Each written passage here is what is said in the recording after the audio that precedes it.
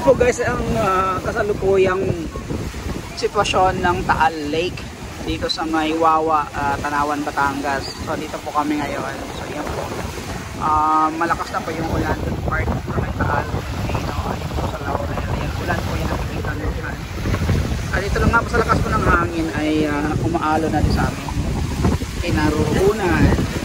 So yung part na doon po banda ay ang Talinsay, Tagaytay area.